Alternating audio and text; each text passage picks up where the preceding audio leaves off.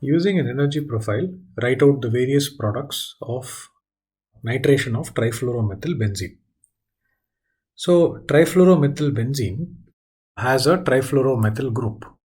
So we see here that fluorine is highly electronegative.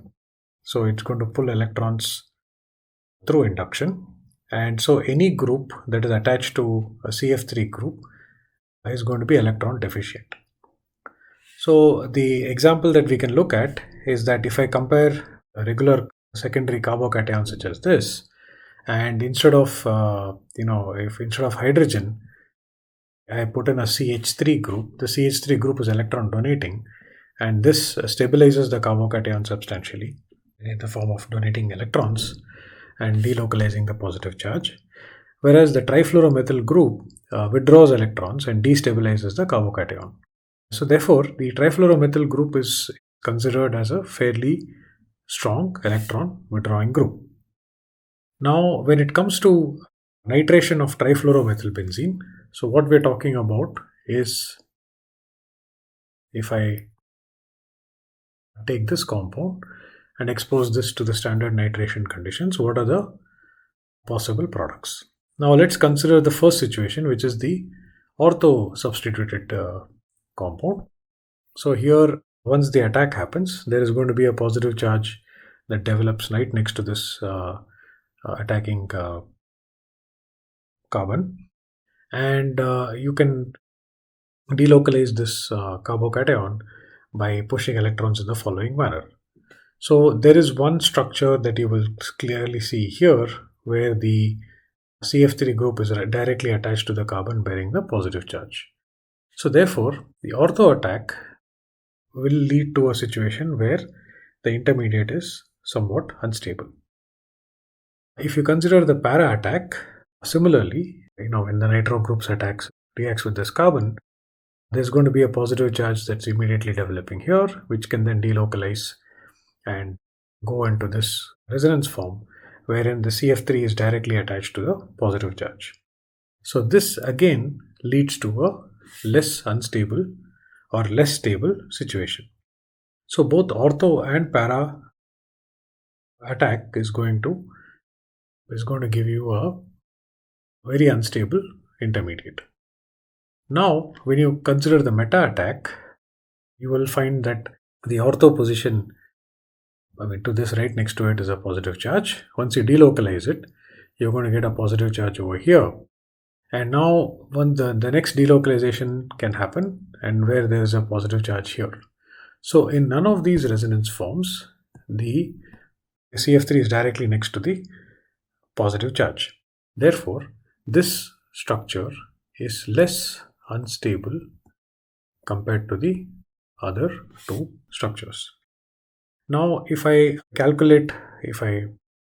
and understand the rates at which these are going to react, when compared to benzene, assuming that the relative rate is 1, the ortho position reacts at a rate of 4.5 times 10 power minus 6. So that's about a millionfold slower. The meta position is going to react about 10-fold faster than the ortho position, and the para position is going to react at the same rate as the ortho position.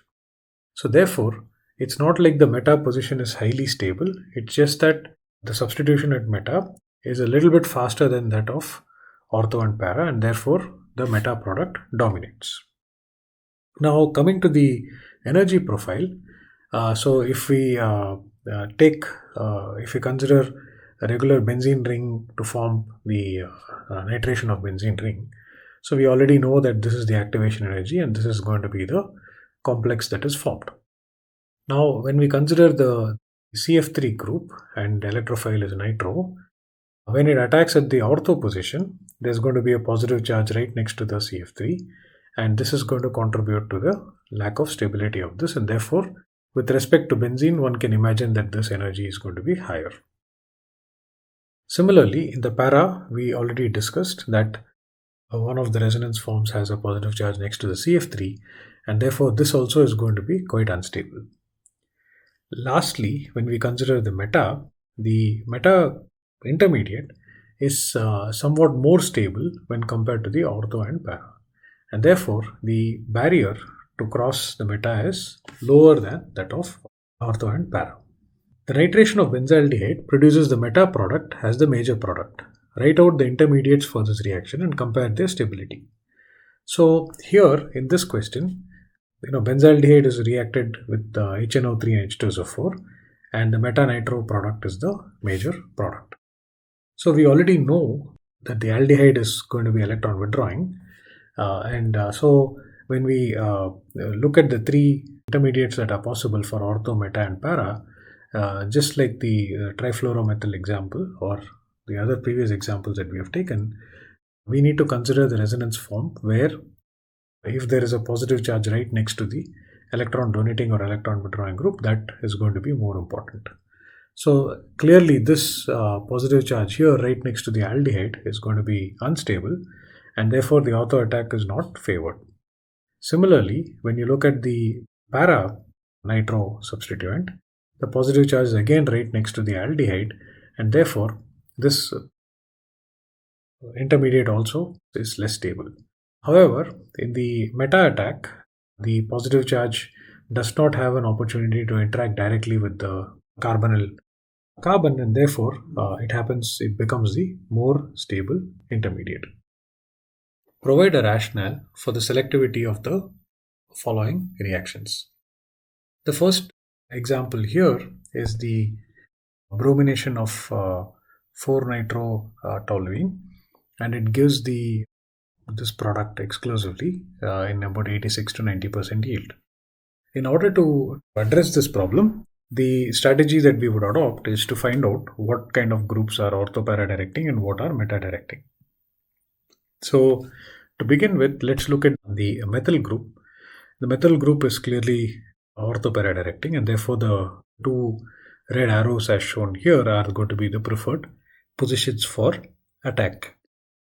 The nitro group, on the other hand, is going to be meta-directing, and also it is going to be directing the bromination at the positions as shown by the arrow.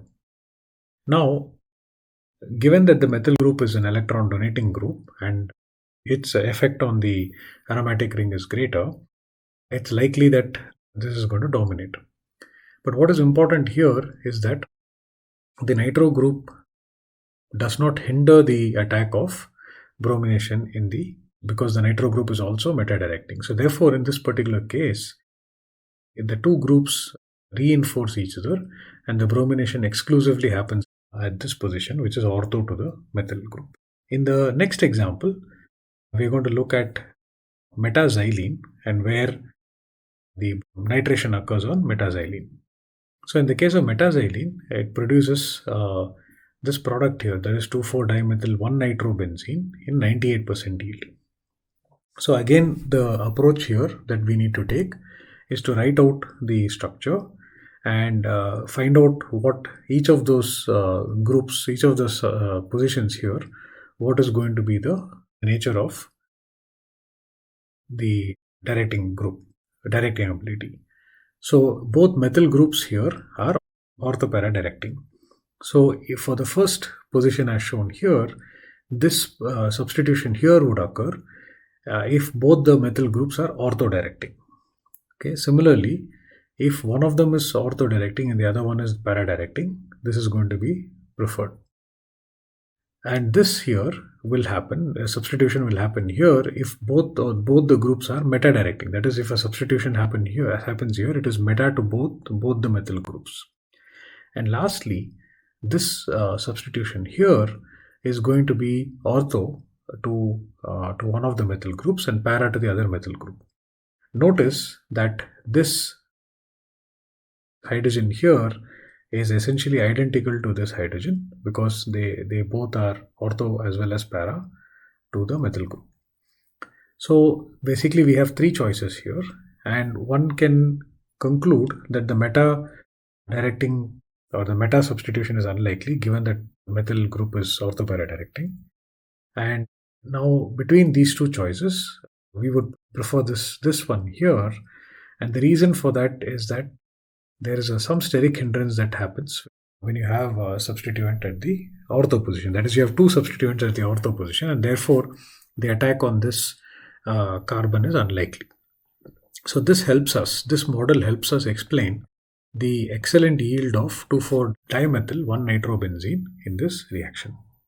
The next problem, we're looking at proposing a synthetic route to meta-nitroacetophenone from benzene in 2 steps.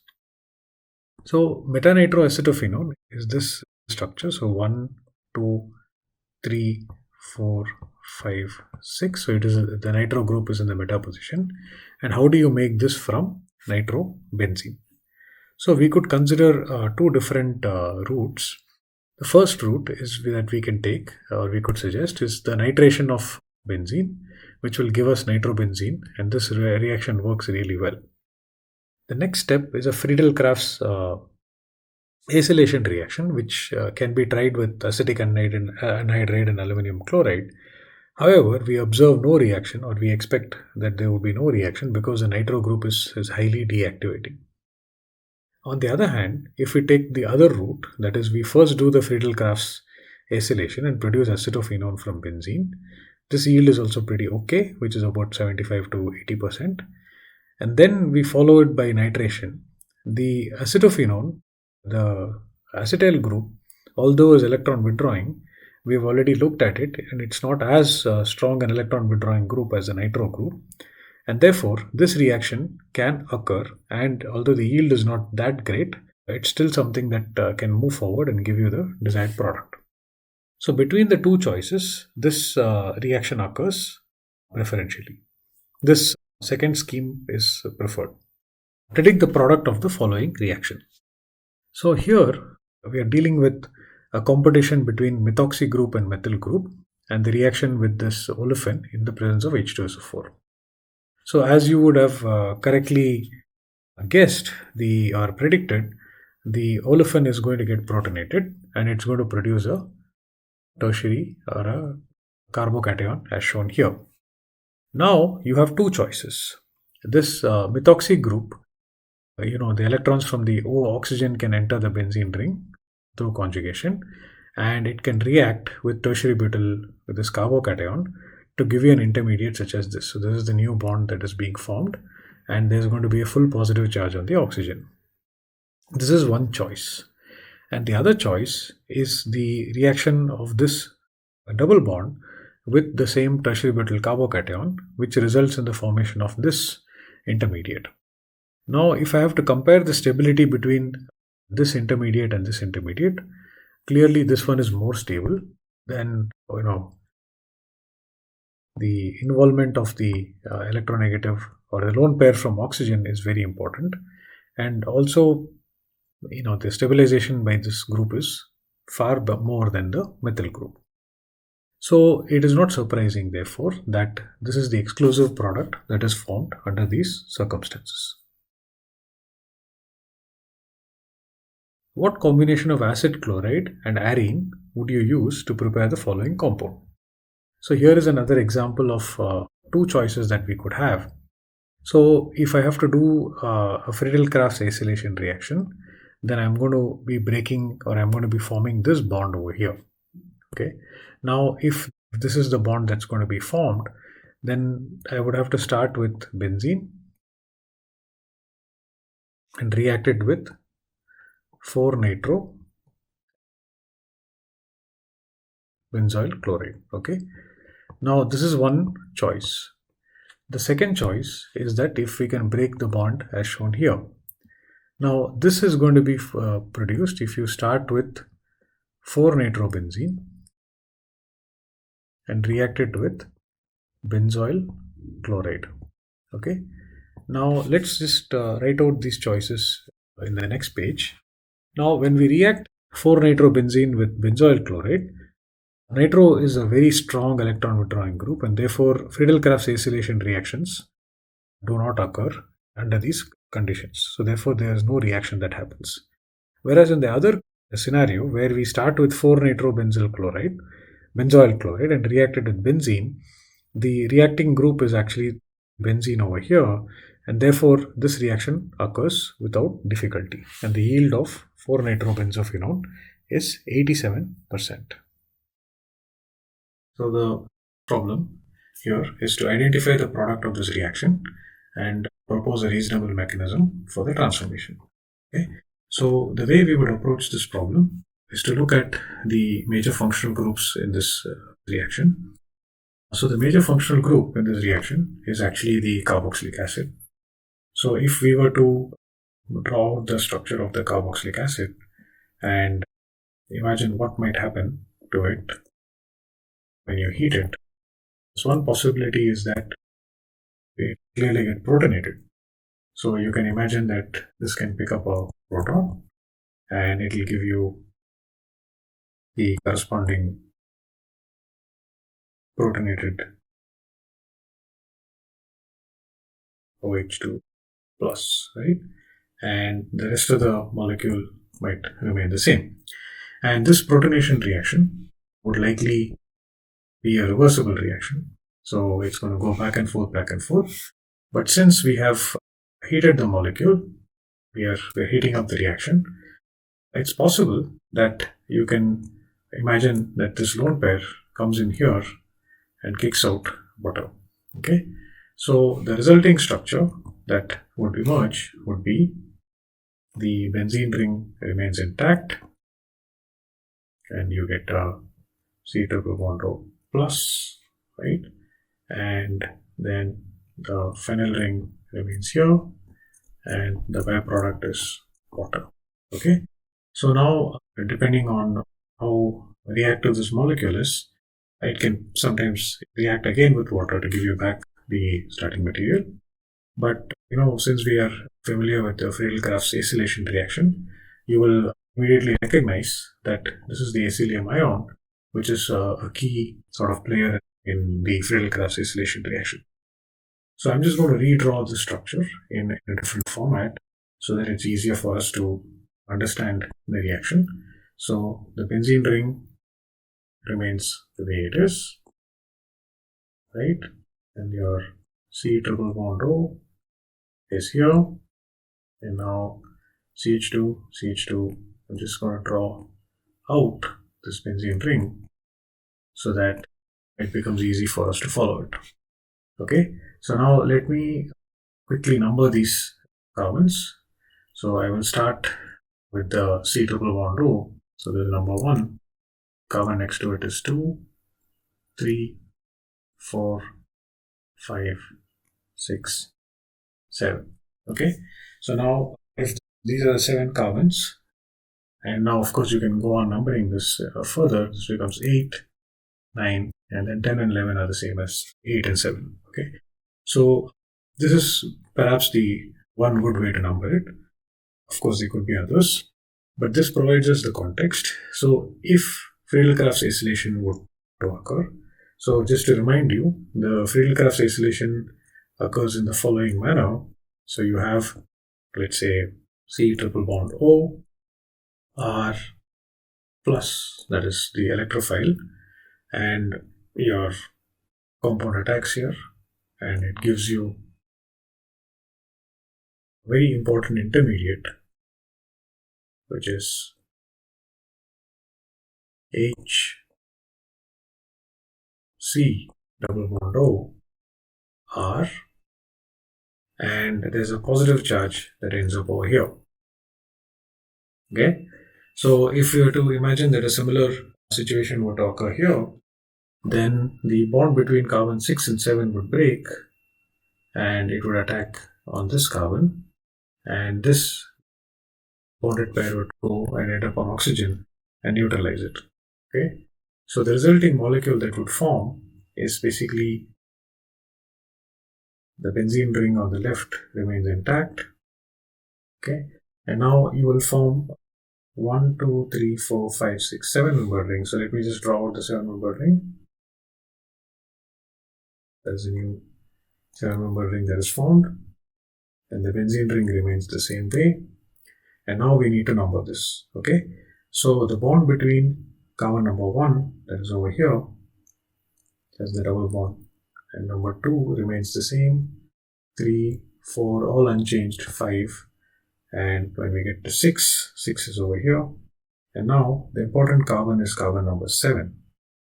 Okay, So if you see here, this becomes a sp3 carbon. So carbon number 7 would be sp3. Okay. Now the remaining molecule is going to be the same. So I'm just going to draw out the double bond over here. Okay. So now it forms a 7-membered ring, and there's a positive charge that still remains, and that's going to reside on carbon 6. Of course, you can delocalize into this aromatic ring. But now, if we were to push arrows to regenerate aromaticity, then you would go over here and give you the final product, which is going to be the following. Okay, so I'm just going to make some space over here so that we can use the entire sheet. Now, the final product is going to be based on this mechanism. It's going to be this. Okay, so now let's count the number of carbons. So you have 1, 2, 3, 4, 5, 6, 7, 8, 9, 10, 11, 12, 13, 14, 15. So C15, H, 1, 2, 3, 4, 5, 6, 7, 8, 9, 10, 11, 12, H12, and oxygen.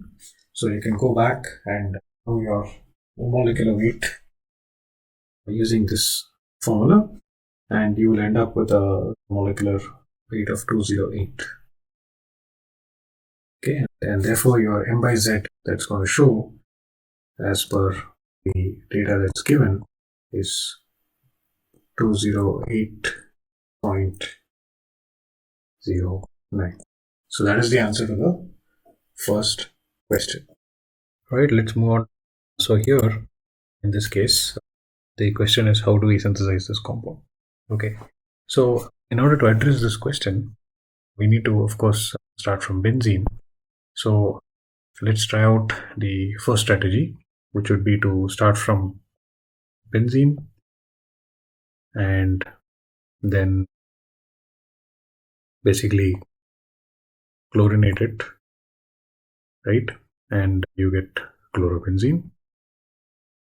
The reagents would be chlorine and AlCl3, for example. And then we do a Friedal-Crafts alkylation, right? And that is going to give you the product that you want, but it's the regiochemistry is going to be wrong. So since chlorine is actually ortho para directing, you'll end up with a mixture of para plus ortho.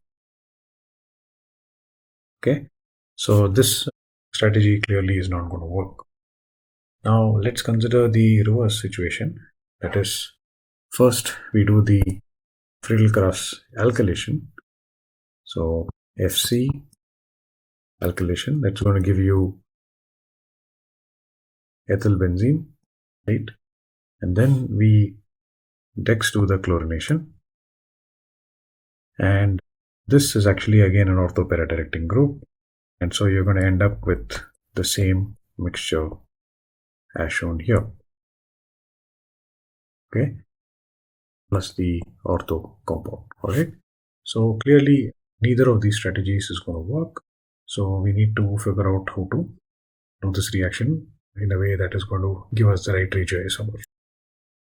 So in order to do this, let me consider the other possibility, which is to work out, let's say we start from acetophenone and then do the chlorination, and you will end up with the correct regiochemistry, which is the meta product, because this is basically an electron withdrawing group,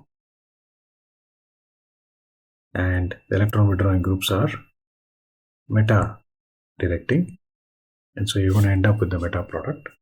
And how we would then, you can then just do a reduction to give you the final desired product, which is this.